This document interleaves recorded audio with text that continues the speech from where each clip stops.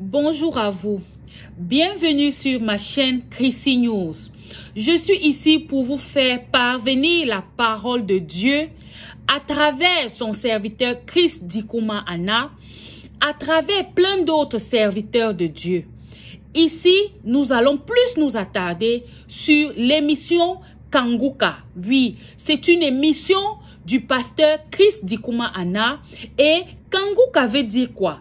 Kanguka veut dire réveillez-vous. C'est la langue parlée au Burundi.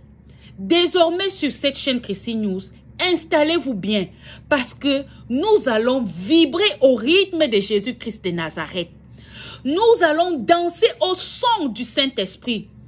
Nous allons vibrer. Nous allons nous réjouir avec les chérubins, les séraphins, les principautés, pour ne citer que cela. Installez-vous bien, nous allons bientôt décoller. Shalom à tous les auditeurs de l'émission Kanguka, mon nom est Chris Dikuma Anna. Aujourd'hui nous sommes vendredi. J'aimerais vous montrer comment beaucoup de gens ratent le ciel juste pour un plaisir éphémère de la chair. Nous allons lire dans Genèse 25, versets 28 à 34. Dans ce passage, nous voyons comment les deux fils d'Isaac, Jacob et Esaü, l'un a raté le droit d'aînesse juste pour faire plaisir à la chair. Isaac avait deux fils, ils étaient jumeaux. L'un s'appelait Jacob, l'autre s'appelait Esaü. Et un jour, Esaü était rentré, il était fatigué, il était affamé et il a dit, si vous lisez au verset 30, Esaü a dit à son frère Jacob, laisse-moi je te prie manger de ce roux-là car je suis fatigué. C'est pour cela qu'on a donné à Esaü le nom d'Édom. Verset 31, Jacob a répondu à son frère en disant, vends-moi aujourd'hui ton droit d'aînesse. À l'époque, le droit d'aînesse c'était quelque chose de très important parce que si tu as le droit d'aînesse, c'est toi qui devais hériter et avoir le leadership et l'influence. C'est pour cela qu'aujourd'hui on dit le Dieu d'Abraham, d'Isaac, de Jacob. Normalement ça devait être Esaü. Mais Esaü a perdu le droit d'aînesse juste pour un repas. Si vous lisez verset 33, Jacob lui a dit, jure-moi d'abord. Et il le jura, il vendit son droit d'aînesse à Jacob. Mais j'aimerais attirer votre attention au verset 32. Esaü a dit à son frère, voici je m'en vais mourir. À quoi me sert ce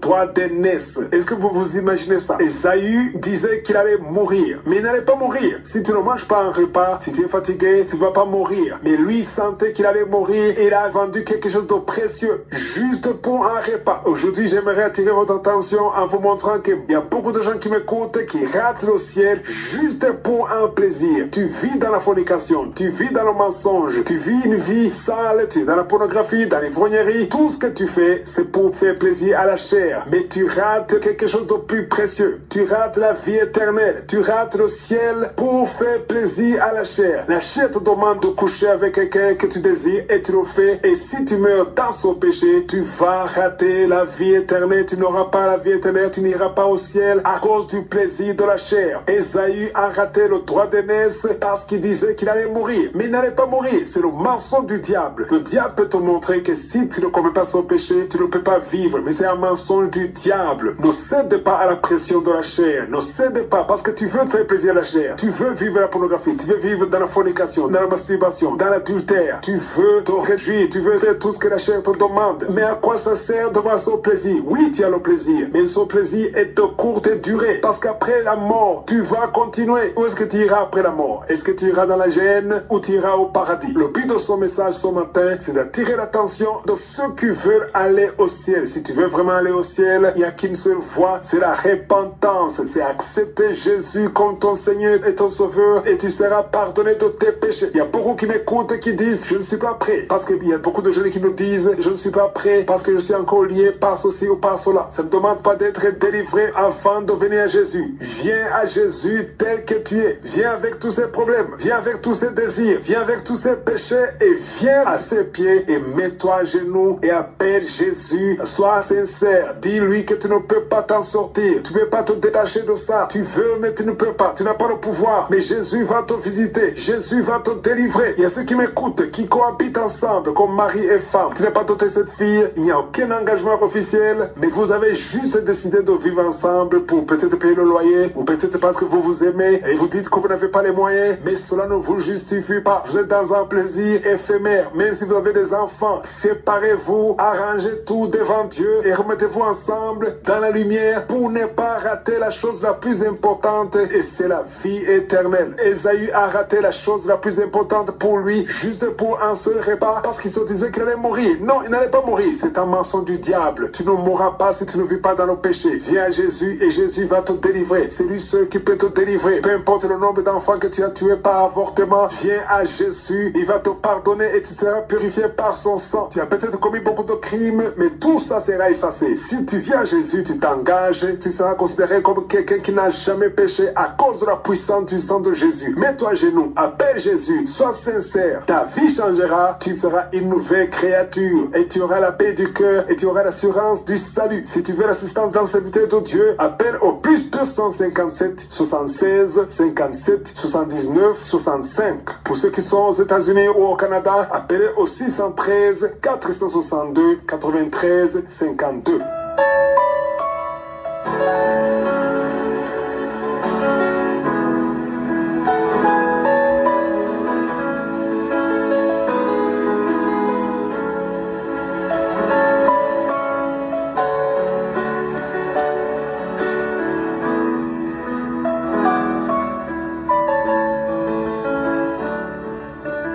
Nous sommes maintenant dans le moment réservé à l'enseignement. Nous continuons à étudier sur le livre de Néhémie. Nous avons commencé le livre de Néhémie lundi de cette semaine. Pour ceux qui sont nouveaux dans l'émission Kangoka, vous pouvez écouter tout ce que j'ai déjà dit depuis le début de cet enseignement. Je vous avais demandé de lire le premier, le deuxième et le troisième chapitre. C'est facile quand tu as déjà lu les chapitres parce que je ne m'explique pas tout. Mais quand je parle pour quelqu'un qui a déjà lu, ce sera facile. Hier, je vous ai un peu parlé du deuxième chapitre. Nous avons vu comment c'était difficile pour Néhémie de demander la permission. Et la première chose qu'il a fait, il a d'abord prié. Il a d'abord prié et j'ai beaucoup aimé la prière de Néhémie. Si vous lisez dans Néhémie, le premier chapitre, verset 11, à la fin de ce chapitre, il a prié. D'abord, il a dit, ah Seigneur, que ton oreille soit attentive à la prière de ton serviteur. D'abord, il demandait que Dieu écoute sa prière et à la prière de tes serviteurs qui veulent craindre ton nom. Et j'aime beaucoup la partie qui dit, donne aujourd'hui du succès à ton serviteur. Il parlait de lui. C'est comme s'il disait à Dieu, donne-moi du succès et fais-moi trouver grâce devant cet homme. Il a dit, fais-moi trouver grâce devant cet homme. De quel homme parle-t-il? Il parle du roi. Donc avant d'aller consulter le roi, il a prié pour avoir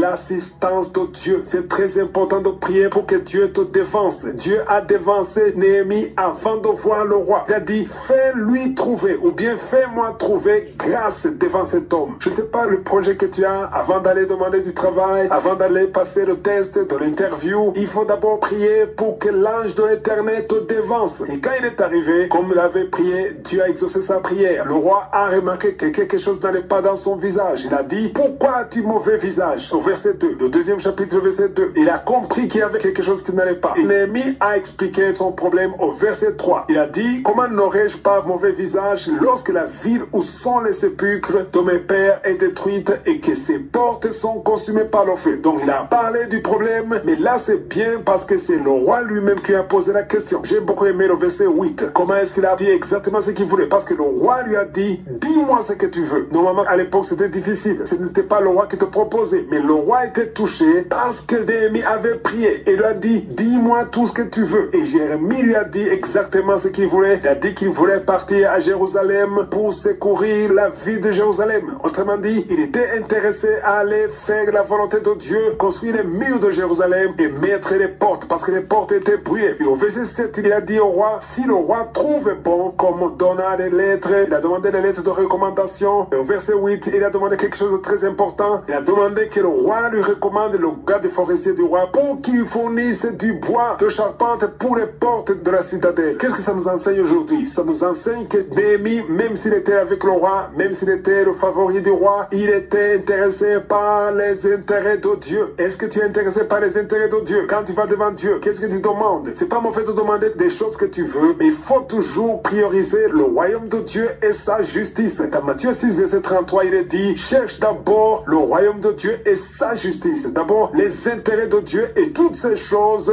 vont suivre. Mais il faut d'abord s'intéresser à ce qui plaît à Dieu. Et pourquoi est-ce que le roi lui donnait toutes ces choses? Parce que la grâce de Dieu était sur lui. L'ange de l'Éternel l'avait dévancé. Si vous lisez au verset 8, j'aime beaucoup la fin du verset 8. Il est écrit, le roi me donna ses lettres. C'est-à-dire les lettres que Néhémie a demandées. Le roi lui a donné toutes ces lettres. Car la bonne main de mon Dieu était sur moi. Je le répète, car la bonne main de mon Dieu était sur moi. Mon frère, ma soeur, quand la bonne main de ton Dieu est sur toi, même ce qui est impossible sera possible. Parce que là, Dieu enverra ses anges pour te dévancer. J'ai vu beaucoup de situations où Dieu m'a sauvé parce que ses anges m'ont dévancé. Les anges de l'Éternel marchent avant que tu arrives. Quand tu as une mission qui est dans la volonté de Dieu, les anges de l'Éternel seront là avant même que tu arrives. Parce que la bonne main de l'Éternel était sur Néhémie. Voilà pourquoi le roi ne pouvait pas résister. Même la personne la plus compliquée ne pourra pas résister devant la bonne main de Dieu. C'est pour ça que je dis même aux jeunes célibataires qui prient pour le mariage, avant d'aller proposer la fille que tu penses que sera ta femme, prends d'abord le temps de prier, parce que quand la bonne main de ton Dieu sera avec toi, les anges de l'Éternel vont te dévancer. C'est bien d'être dans la volonté de Dieu, parce que quand tu es dans la volonté de Dieu, tu n'as pas à forcer les choses. Tu pries et tu marches dans la volonté de Dieu, et Dieu ouvrira les portes si c'est sa volonté. Il y a beaucoup de choses qu'on peut avoir après avoir forcé, et souvent il y a des conséquences. C'est Dieu, c'est pas toi qui luttes, c'est Dieu qui lutte, et tu vas aller là où il veut que tu ailles. Si je suis le vœu, lundi nous allons continuer. Je demande de lire d'avance le 3e chapitre.